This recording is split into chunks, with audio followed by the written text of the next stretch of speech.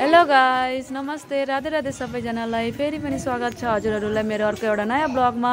र आशा गर्छु सबैजना सन्चै हुनुहुन्छ। र तपाईँहरूलाई थाहै छ होला, म चाहिँ आएको थिएँ बिहेमा अनि आज चाहिँ कसार बाट्ने। अनि कसार बाट्नेको दिनमा चाहिँ यहाँ एकदम तयारी भइरहेको रहेछ र म चाहिँ एकदम ठिक्क टाइममा आइपुगेको रहेछ। र यहाँ चाहिँ गुरुजी, हाम्रो बेहुली, लगनगाठीहरू जतिजना पनि परिवार हुनुहुन्छ सबैजना रेडी हुनुभएको रहेछ। र यहाँ चाहिँ पहिलो घान चाहिँ अब लगनगाठीहरूले भुट्नुपर्छ र साथै बेहुलीले पनि भुट्नुपर्छ भन्दै हाम्रो गुरुजीले भन्न थाल्नु भयो। र अनि गर्दै थिए बेहुलीहरूले। अनि यता साथै हामीहरूको यहाँ अब माइजूहरूले चाहिँ टिका लगाइदिनु हुँदै थियो कनेकेटीहरूलाई। अनि यता बेहुली पनि मेरो चाहिँ भयो होला नि भन्दै गइसकेकी छिन्। र यहाँ मैले पनि टिका लगाइसकेँ। अनि यहाँ चाहिँ फेरि लगनगाठीलाई चाहिँ एकछिन जानु हुँदैन, तिमीहरूले चाहिँ एक गान भुटेरै जानुपर्छ भन्दै भन्न लाग्नुभयो। अनि यता फेरि हेरेको त मेकअप पनि हुँदै रहेछ बेहुलीको, किनभने आज हल्दी पनि होस् साथै मेहेन्दी पनि। अनि साथै यहाँ अहिले डेकोरेसनको लागि पनि तयारी गरिराखेका रहेछन् हाम्रो बहिनीहरूले। अनि किनभने अहिले हल्दी एकैछिन हुन आँटेको छ र यता आएर त कसार बाट्नेको लागि ठिक्क टाइम भइसकेको रहेछ। र यहाँ सबैजना भेला हुनुभएको रहेछ, हाम्रो माइजू, भाउजू, आन्टीहरू सबैजना कसार बाट्न लागि बसिसक्नु भएको रहेछ। र यहाँ चाहिँ सबैजना एक एकजना गर्दै लड्डु बनाउनु हुँदैछ। र हाम्रो भाउजूले पनि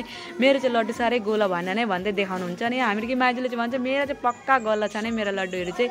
र माइजूले पनि फेरि भन्नुहुन्छ मेरा पनि लड्डु गलै छन् भन्नुहुन्छ। यहाँ सबैजना मिलेर हाम्रो जतिजना गाउँमा हुनुहुन्छ सबैजना आएर यहाँ मिलेर कसार बाट्नु हुँदैछ। र यहाँ म पनि आइसकेको छु बेहुली भट्टामा, किनभने चाहिँ अब हल्दी लाउने बेला भइसकेको रहेछ। र यहाँ बेहुली पनि रेडी भइसकेकी रहेछन्। र हामीहरू चाहिँ यहाँ बाटोतिर आएको त फोटो सेसन पनि हुँदैछ। साथै हाम्रो बेहुलीलाई चाहिँ कसले बोक्न सक्छ भन्दै एकदम कम्पिटिसन लाउँदैछन्, तर सकेका छैनन्, जसो तसो गर्दै म्यानेज गर्दैछन्। अनि यता हाम्रो ठुलेमाहरूले चाहिँ के गर्नुहुँदैछ भन्दाखेरि भोलि बिहा हो, अनि बिहाको लागि बरानीको टपरा गाँच्नु हुँदै रहेछ।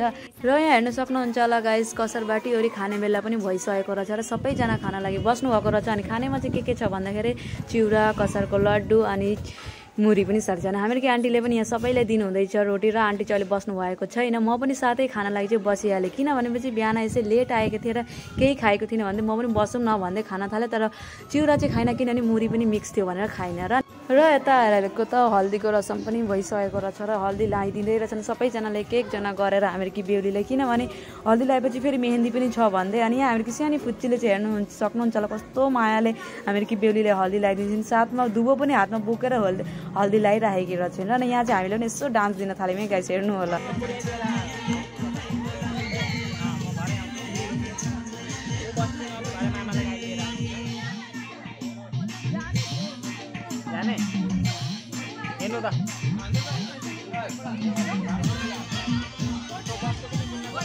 र यहाँ चाहिँ हेर्न सक्नुहुन्छ होला गाइस, बेहुलीलाई हल्दी हामीले लगाइसकेका छौँ। लगाइसकेको बादमा चाहिँ अब नुहाइदिन आँटेका छौँ, किनभने चाहिँ धेरै राति पनि भइसक्यो, 7 बजिसकेको छ।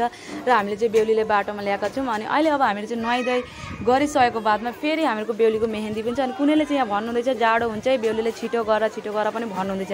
र पनि हामीले चाहिँ जस्तो तसो छिटो गएर फोटो सेसन पनि गरिसक्यौँ। र अनि यहाँ चाहिँ हेर्न सक्नुहुन्छ होला फेरि हाम्रो बेहुली मेहेन्दीको लागि तयारी पनि भइसकेको छिन्। र अहिले चाहिँ अब हाम्रो बेहुलीको मेहेन्दी हुनेछ। हो गई मुंडे दी हिला ते चल दी टुक टुक तू कर दी मेकअप तू कर दिया। र यहाँ चाहिँ हेर्न सक्नुहुन्छ होला गाइस, एउटा सानो केक काटिङ राखेको थियो, किनभने भोलि चाहिँ हाम्रो बेहुली बिहा भएर बिदा भएर जाने चाहिँ त्यसैको लागि बाइक टु बी भनेर एउटा केक काटिङ राखेको थियो। त्यहाँ भइसकेको बादमा यता हेरेको त हाम्रो दाजुहरू सबैजना जग्गे बनाउन पुरा रेडी भइसक्नु भएको रहेछ। र अनि यतापट्टि चाहिँ हाम्रो मेहेन्दी लाउने भनेर पनि बसिसकेका रहेछन्, किनभने निकै देरी भइसकेको थियो, रात भइसकेको थियो। र यता जग्गे बनाउँदाखेरि एउटा कोलको थामा निकै सानो आएछ र अर्को एउटा कोलको थामा ल्याइवरी पनि हाम्रो दाजुहरूले चाहिँ लगाइसक्नु भएछ।